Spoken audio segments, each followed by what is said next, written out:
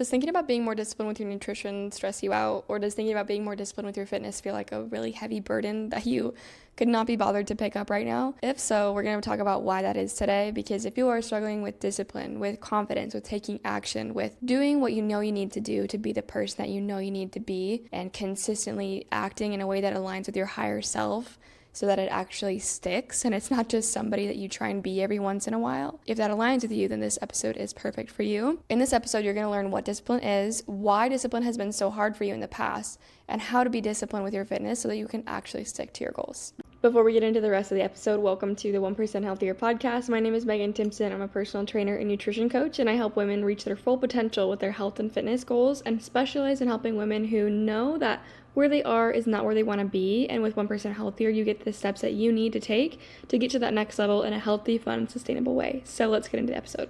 Number one, what is discipline? When I say discipline, what I want you to think about is devotion, doing, and focus. Devotion to doing what you need to do, to becoming who you know that you can be. It is complete devotion to your vision, to your standards, to your health and your healing, and being who you need to be. It is that ability to focus and the ability to control your thoughts and emotions and behaviors, especially when it's inconvenient and when it's uncomfortable. Discipline, however, is not force, it's not punishment, it's not blind obedience, it's not robotic, it's not disassociating. It is genuine, true alignment with who you want to be. When I think about alignment and continuity, I think about, there was a visual I've seen where there's like this perfect circle that we think that discipline is that. It's just this perfect round circle that just keeps going and going and going. When the reality is discipline, the visual is a dashed line where it's a little bit ski-wampus, it's a little bit like not perfectly circled, but it keeps going into making a circle. That's discipline. It is continuous alignment with where you want to go and doing what you know you need to be. If you were undisciplined, it's not that you would think that the circle that's not perfect is undisciplined, but undisciplined is making one wrong error and then giving up. That's undisciplined. So if you want a gut check right now of, okay, how am I doing? I want you to think about, do you like who you are? Because if devotion is doing what you need to do, to being who you need to be, when you look in the mirror, do you like the person that you are? Not what you physically see, not your physical appearance, but do you like who you are when no one's watching? Do you like who you are when no one's around? Do you like how you act, how you think, how you treat other people? Do you like that version of you? Because if you don't, then I want you to lean into that, not to be scared or not to feel shame or guilty and feeling like a piece of crap, but I want you to be willing to see yourself and see those parts of you that you're going to be bringing to light, as I'm going to talk about in this episode. But more importantly, being willing to be seen by yourself. Because a lot of the times, as I'm going to share with you, is why we're undisciplined, is that we're afraid to face those parts of us that we wish weren't there. But if you can be willing to see yourself, like genuinely see yourself in the parts that you want to change, the parts that you like, that is going to be a really good step in the right direction. So since discipline is about doing, it's not a matter of if you learn everything, if you don't apply what you learn. That is why trial and error is so important, and I value that so much in coaching, is that we constantly think that there's going to be this perfect plan and things are going to be perfect right from the very beginning. But the reality is, when you are working on your nutrition or you're working on your fitness, the secret to getting ahead is getting started. So instead of trying to learn everything there is to know about literally everything, it's to, okay, what do I do know? Am I applying that? If I'm not applying that, then why am I not applying that? So that's where we need to start, is by learn, apply, observe the results it creates, refine your approach, try again, observe, learn, refine, and pretty soon you're going to be on this upward spiral of achievement and success. But it'll never happen if you never get started. I want to give you some examples of what discipline can actually look like. Well, oftentimes we think about just the physical discipline, but when we take a holistic approach, we can see that discipline is also mental, emotional, spiritual. So some examples of physical discipline is when we think about doing all the reps, when we think about finishing the job, we think about acting without motivation, when you show up early, when you do the little things that would just get swept under the rug, when you do the things that you think that you're above doing, like cleaning up and thinking that instead of expecting somebody else to do it, you do it. It's putting in the miles when you're not motivated to run. It's doing the things that you know you need to do. A lot of the times we think about that when it comes to discipline, which is true. Again, it's those actions that we take. Sometimes the physical discipline also is learning to sit in the discomfort of a rest day, not just doing the hard, grueling workout, and being discerning about which one do you need to choose. It's that yin and yang, that push and pull of, do I need to push myself here or do I need to pull back? That is physical discipline. Mental discipline would be examples of self-talk, positive or negative. It's your focus. It is your value on delayed gratification over instant gratification and that quick hits of dopamine.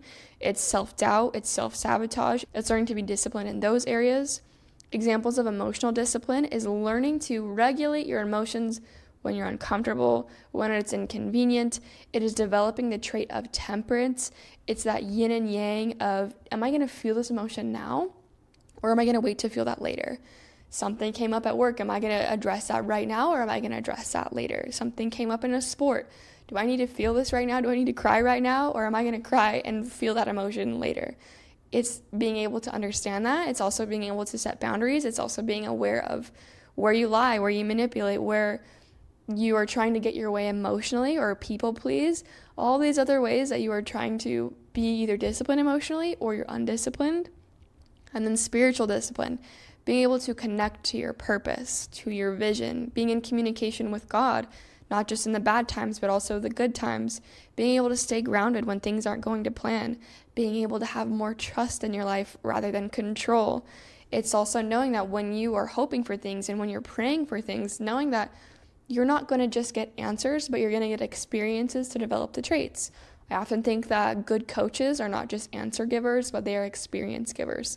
I think God is a similar way, because when we ask for patience, we don't just become a patient person. We get opportunities to practice being a patient person until we've developed the trait ourselves. So those are just some examples of discipline. Now that we know what discipline is, we're going to talk about number 2. Why is it so hard to be disciplined, especially when it comes to our fitness?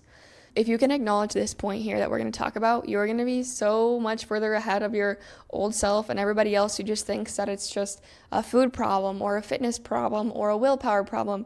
It's not that at all. The reason why we struggle to be disciplined on our fitness journey is because when you walk along the path of being disciplined, when you're walking towards your goals, you're going to meet parts of yourself that you wish weren't there. You're going to meet parts of you that is lazy, that's undisciplined, that's negative, that's jealous, that's mean. You're going to meet parts of you that you really wish weren't there. And it feels really hard because these new feelings are coming up, or feelings that you wish weren't there. But something I want you to know is that setbacks only happen when progress has been made.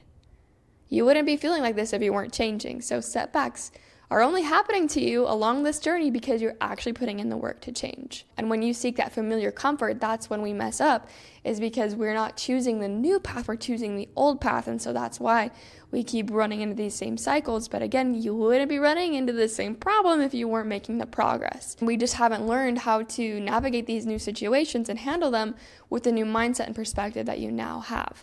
So we then feel vulnerable and we feel insecure, and we go back to what we know that makes us feel secure, not vulnerable. So if we want to be disciplined, in order to get there, we have to be willing to face the darkest parts of ourselves and the wounds that we really wanted to hide. I remember thinking about the first time that I went to the gym. Growing up an athlete, I thought that I was strong, I thought that I was capable. But when I went, I did a 15-minute workout and I was out of breath and it made me really sore. I was like, wait, what the heck? I thought that I was strong, and it exposed gaps in who I thought that I was. I thought that I was strong. And I could have been like, okay, well, I'm just not going to go because it makes me confront the feeling of I'm not as good as I thought that I was. I could either hide from that feeling and not go to the gym and find another outlet, or I could continue to go back to the gym, work on myself, work on that feeling, show myself that I actually can be strong. I actually am growing here. I'm not just feeling bad. I'm actually becoming the person that I want to be, which is strong, which is capable. And then once I got comfortable going by myself, I went to a gym class. I remember the first time too, I went to a CrossFit class where I was like, oh my gosh, these people are way strong. These are way capable. These are skills that I don't know how to do. And all of a sudden these feelings come back again. It's like, oh, I'm not as strong as I thought that I was. I'm not good enough. I feel uncomfortable here. I feel insecure here. And so it's like, this is why people will set a goal and then they'll go back on their goal, because they didn't want to confront the fact that they were a beginner again. They didn't want to confront the fact that it was hard, and it exposed parts of me that I thought that I was better than. I thought that I was better than this. I thought that I was stronger than this. I thought that I had more mental fitness than this. I thought that I was more confident than this. And all of a sudden, now I feel so unconfident, and I don't believe in myself as much as I thought that I would. And now I'm starting to feel all these things that I wish that I wouldn't feel. And so then I'm like, okay, well, I don't want to go to the gym class anymore. And so then that's why people will be like, oh yeah, the marathon just wasn't for me. Like, I didn't want to do it. Oh, I just didn't like going to the gym. Well, I didn't like that gym. The reality is, it's not the gym. It's not the goal. It's that you are facing parts of yourself that you wish you didn't have to face. You thought that you were better than that. Turns out you're not. So what are you going to do about it? Do you see what I'm trying to say here? Because when we're making progress, like, we want to go to the gym more often. And if our goal is to go 3 times a week, 6 times a week, we're going to figure out that, oh, our natural self really does like to sleep in. Our natural self really does not want to wake up an hour earlier. Our natural self really is inconsistent. They want to be inconsistent. They're dysregulated. They have a lot of negative self-talk that comes up, and it's uncomfortable to face.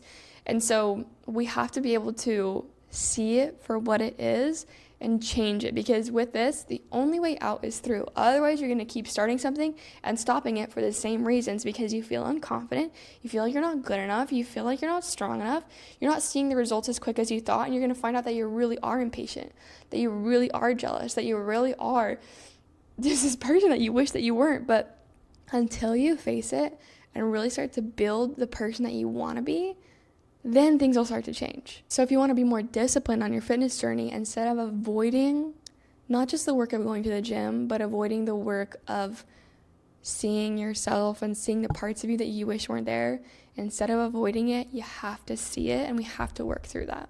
To give you another example that's kind of related to fitness, but more so related to business and like personal development, I remember the first time that I was approached with the idea of investing in myself in a business sense, not just like personal training, not just fitness, because I myself was a personal trainer. I had a personal trainer. I had gone to fitness gyms.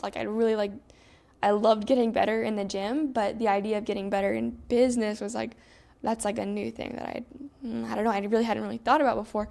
And it brought up for me like, oh, I could invest like thousands of dollars into this coaching program and get so much better. But like all of a sudden, like on this journey of like trying to make that decision, reviewing the deliverables, reviewing the testimonials, reviewing like all these things, I was like, oh my gosh, like I was facing that self-doubt.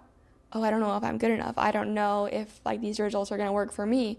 I don't know if this is going to be the right program for me. And the thing is, you could let that doubt, you could keep going on searching for all these other people and all these other programs, or you could just take a leap of faith and realize that it's you. At the end of the day, you're the one that has to put in the work, right? And so I was like, okay, like these are people that have helped me before. I like learned a lot from them. Let me just do it. And then I was like, okay, now I have to do it. And now I have to like invest. Now I have to like put the card down. And it's like, wow, like you're facing like all these versions of you that, oh my gosh, like I'm scared to make money decisions, or I'm scared of commitment, like all these things. If you don't face them in one area of your life, it's going to keep popping up in other areas of your life and keep coming back over and over and over again. But once you make that decision, things like it becomes so much easier. And I feel like it's like the first time that you do that, it becomes so much harder, because then a year later, I had another opportunity to invest in myself and invest in my business. And this one was funny because I learned that I actually was a person that wanted a quick fix. I wanted someone to make me a website. But it turns out that I needed to do so much other work in order to have a website that would actually serve a purpose for me. And I kept like being wishy-washy, like, oh, I don't know if this is going to work for me. I kind of want to stop doing this coaching program, stop doing the mastermind because I'm not getting what I want. When the reality is I was getting exactly what I needed. And now here, a year later, again, I'm finally working on getting that website together. I'm finally working on doing these things that are going to move the needle forward, like on a business standpoint, because I'd done all this other work in business that I needed to do first. And I was confronting parts of myself that, I wish wasn't there. I wish I wasn't afraid of putting myself out there. I wish I wasn't afraid of saying certain things. I wish I was more confident in this area. There's so many things, but the reality is if I waited, I would be so much farther behind. That's why it's so important that you just have to do it. and you have to knock yourself out of autopilot, because that's where it gets hard. Like when you're walking along your fitness journey, when you're walking along your personal development journey, you're going to be turning on these lights that's going to show you parts of you that you wish weren't there. You wish that they could just stay in the corner. You wish that it could stay in the dark. But the reality is those are areas of your life that need attention, that need cleaning up. And if you're just going to coast along on autopilot, it's really easy to just go wherever the wind takes you, which, some points in life, that's fine. But in other times, it's like, well, where do you want to go?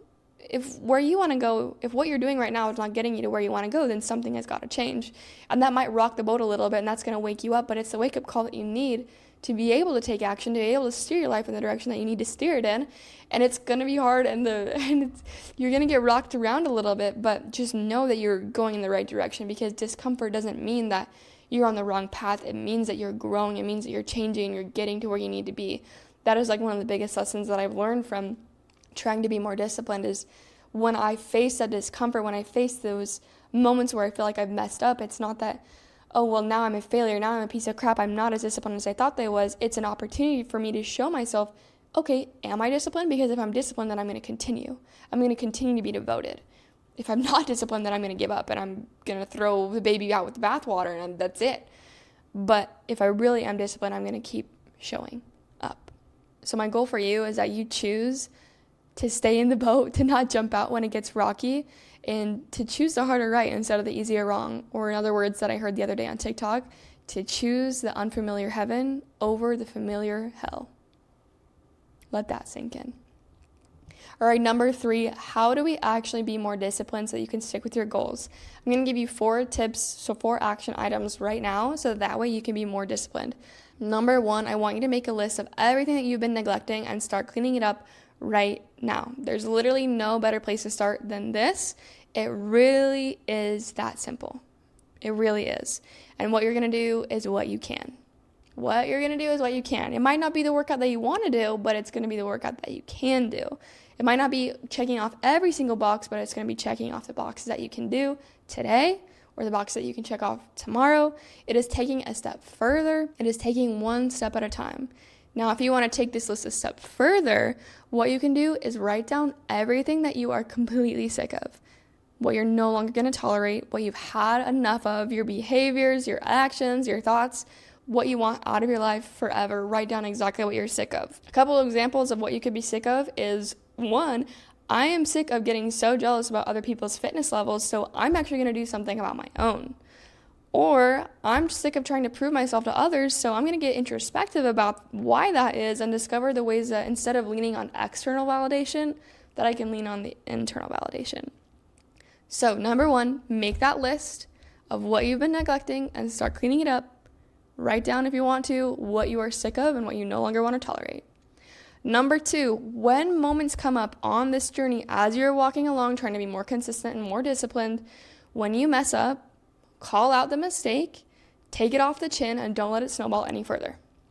Literally, it can be that simple as like, oh, I shouldn't have done that, or I didn't want to do that, let me correct the behavior. Again, it's constant alignment and focus and devotion to the direction that you want to go. And also, the next time that you're tempted to blame a snack or blame food or the dessert that you had as a problem, or that you overate, or that you are mindlessly eating, or that you're eating while you're distracted, instead of blaming that, something out external as a problem, I want you to realize that it is actually the solution. And what is it the solution to? Instead of asking what is wrong with me, or why am I overeating, or why am I stress eating, why am I mindlessly eating, ask, how is this habit serving me? What is it a solution to? Once you start asking yourself that question, then it becomes a lot easier to address the real root of the problem, rather than constantly looking for band-aid solutions. And it's really important that you address that, catch those thoughts, catch those actions before letting them spiral and snowball into bigger ones, because something that chips away, something that you neglect just once and then twice, starts to chip away a lot at your self-esteem, and you start to do less and less than your best. And then it starts to turn into apathy, and then you dig yourself in a hole and you don't know how to get out. And so how do you get out of that hole? How do you start to be disciplined, start to be more consistent, and climb out of that hole that you've got yourself in? It starts with doing one thing, one step, a ladder Think of it as having 100 steps rather than 3 big ones. One step at a time, one more, and then another, and then some more, and then the next thing, and the next thing you know, you've climbed out of the hole by taking one step at a time, cleaning up one thing on the list at a time until it's repeatable, it's easy, it's sustainable, it's something that you can do over and over and over again. Third tip is when the old behaviors come back into your life and you feel like you're not as disciplined as you wanted to be, here's what you should do. Number 1, I want you to remind yourself again that setbacks would not happen if progress hadn't been made. And 2, I want you to tell yourself, of course these behaviors are coming into my life again. Of course they are, because this is how I used to deal with this situation. This is how I used to handle this. This is how I used to self-regulate.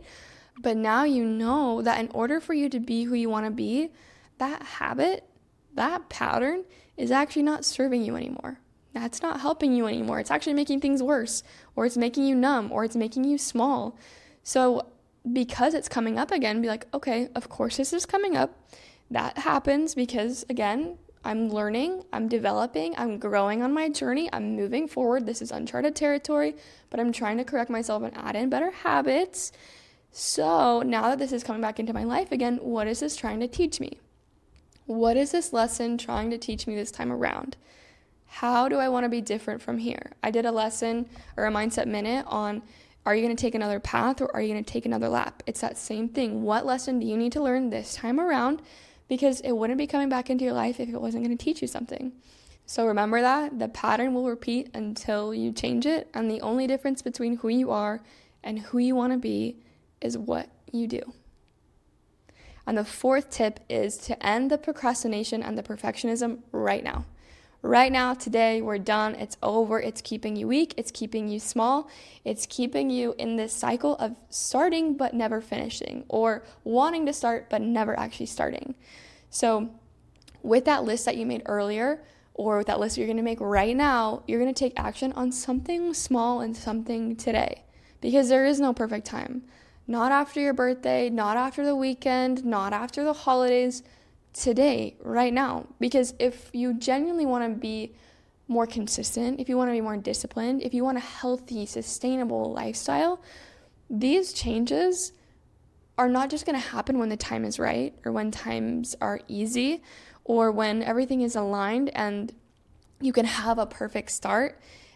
It becomes a lifestyle because it's built on habits, on a foundation, on systems that work when you have no motivation, when times are tough, when things are just not working out the way that you want them to. When you have those systems in place, then you're not relying on the motivation to get started or the motivation to finish.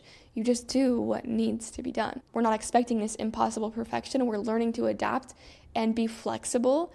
And again, because if we think that we're going to train 6 days a week, every single day for the rest of our lives, and that's all, you have to do that in order to be fit, what happens when you can only train 5? What happens when you can only train 5? What happens when you can only train 1? You have to be able to continuously adapt and change and move forward despite imperfection. That is going to be your superpower. So again, just take one thing from that list, start implementing one thing, and that could be an acknowledgement to your lower self every day or whenever it comes up. Of course, this is coming up. Or it could be starting to eat with no distractions and learning to acknowledge, okay, when am I getting my phone out when I'm eating, and putting it away? It could be something small, something simple, or just getting out of bed at your first alarm, waking up 30 minutes earlier instead of an hour. Instead of making big jumps, kind of make small jumps. So to recap today, when you think about discipline, I want you to think about discipline and focus and doing what you need to do to being what you need to be. It is that constant realignment and congruence with your goals. It's not about being perfect or nothing. It is about doing consistently. Number 2, acknowledging that it is hard to be disciplined because you meet parts of yourself that you wish weren't there. You're going to meet parts of you that you don't like. You're going to run into situations that are uncomfortable. And if you can acknowledge that, there is so much power in just seeing that for what it is and being able to move through that and doing the work. That's the work that nobody else does, but that's the work that you get to do. And number 3, no more procrastinating a perfect fitness journey. Make the list of what you want to change and start changing one thing over and over and over. It must be repeatable, sustainable, and realistic. Then it becomes a part of who you are. And then you're able to continuously add on and build that house on the solid foundation that you're building for yourself. So I hope that helps. I hope that discipline no longer becomes so stressful, that it's not this heavy thing, that it doesn't make you hate it. Discipline actually can be something that you love, and it can be a tool in your toolbox and a part of who you are and an attribute that you have, that you are disciplined and that you are consistent. And you start to see that and you start to show yourself that through your small, consistent daily actions. So if you like this video, please let me know by liking it below, subscribing on YouTube, and following on Spotify and Apple, and leaving a 5-star review on those platforms. And then share this episode with a friend that you think would benefit from viewing discipline like this. Now that you know exactly why you struggle to be disciplined, what about consistency? I do have a free training on consistency for you that will help you be more consistent with your fitness goals so that you can actually follow through and stick to them. I'll link that below in the description, where you can also find resources to connect with me on social media and how to work with me one-on-one if being disciplined is one of your goals with your fitness journey, along with creating a healthy and sustainable approach to your fitness and your nutrition and your mindset. So thank you for being here, and I'll see you in the next one. Bye.